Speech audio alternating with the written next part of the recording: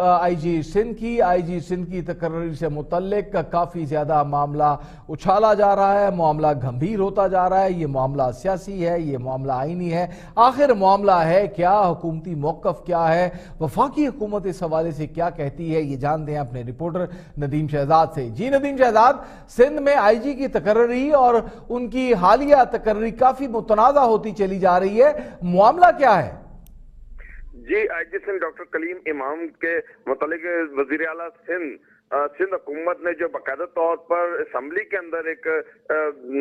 اجلاس کے اندر بات طے کی پایا کہ انہیں فوری طور پر ہٹایا جائے، اس حوالے سے ان کے جو خدشات سے تحفظات سے آئی جی سندھ ڈاکٹر کلیم امام پر اس حوالے سے انہوں نے انہیں مکمل طور پر کہ ہمارے وزراء جو ہیں ان کے تحفظات ہیں، جس حوالے سے ان پر عدم اعتماد ہے، یہ اپنے جو ہے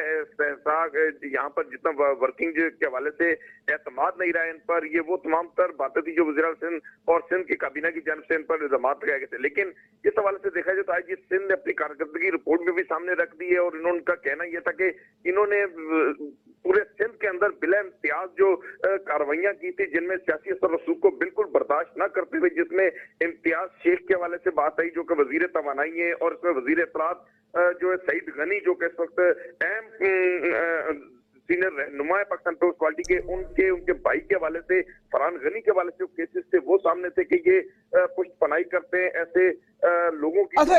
یہ تو آئی جی کی جانب سے جو ہے وہ الزامات آ گئے، عدالت کی جانب سے بھی پرویز امام کو کوئی ریلیف ملا ہے، وہ معاملہ کیا ہے؟ کیا وہ خود عدالت کے اندر گئے تھے یا کوئی اور شخص عدالت کے ساتھ رابطے میں تھا؟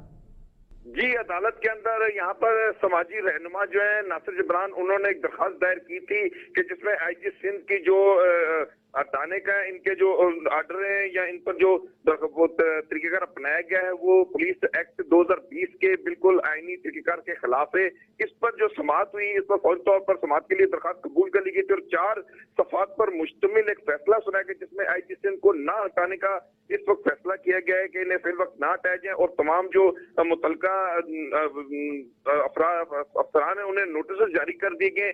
اچھا ندیم شہزاد، گزشتہ سال کے پولیس فرنٹ کے آڈٹ کے بھی احکامات جاری کر دیے گئے ہیں، کیا آپ نہیں سمجھتے کہ اس معاملے کو ذاتیات کی جانب لے جایا جا رہا ہے؟ جی اس حوالے سے دونوں سائڈ سے اب اگر دیکھا جائے تو ایک رسہ کشی کا منظر ضرور سامنے آ رہا ہے، جس میں اب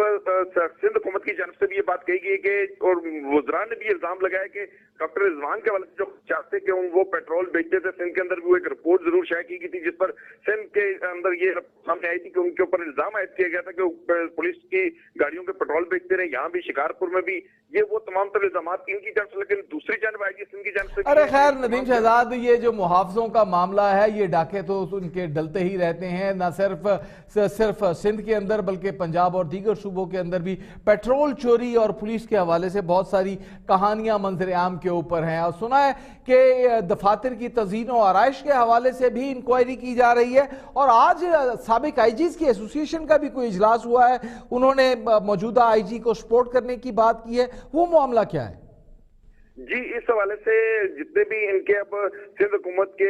دائرہ اختیار کے اندر جو آڈٹ کے معاملات آ رہے ہیں پولیس کے متعلق اور افسران کے متعلق، ان پر ضرور عملی طور پر ایکشن کرتے ہوئے نظر آ رہی ہے۔ اس کے ساتھ ہی اس وقت دیکھا جائے تو association of former inspector general of police کے جو سینئر سابقہ آئی جیز ہیں ان کا ایک فورم ہے، اس ایسوسی ایشن کے تحت انہوں نے ایک اعلامیہ جاری کیا جس کے تحت ان کا کہنا یہ تھا کہ سندھ کے اندر اور پاکستان بھر کے اندر آئی جیز کے ساتھ انہیں غیر آئینی طریقے سے ہٹا دیا جاتا ہے، جس سے اداروں کا مورل ڈاؤن ہوتا ہے، اس سے ایک عدم بہت بہت شکریہ ندیم شہزاد، آپ کا ایک رسہ کشی کا منظر ہے۔ آخر آئی جی تعینات کرنا ڈومین کس کی ہے؟ کس کی یہ ذمہ داری ہے کہ آئی جی کو تعینات کیا جائے؟ اگر حالات حاضرہ کو دیکھا جائے، اگر گراؤنڈ ریالٹیز کو دیکھا جائے تو مجھے یہ محسوس ہوتا ہے کہ شاید یہ صوبے کی ذمہ داری ہونی چاہیے کہ صوبہ کس کو اپنے پولیس کا سربراہ یا اپنی لا اینڈ انفورسنگ ایجنسی کا سربراہ مقرر کرتا ہے، لیکن کانسٹیٹیوشن آف پاکستان اس حوالے سے کیا کہتا ہے کہ کیا کانسٹیٹیوشن آف پاکستان کے تحت یہ وفاقی حکومت کی ڈومین ہے؟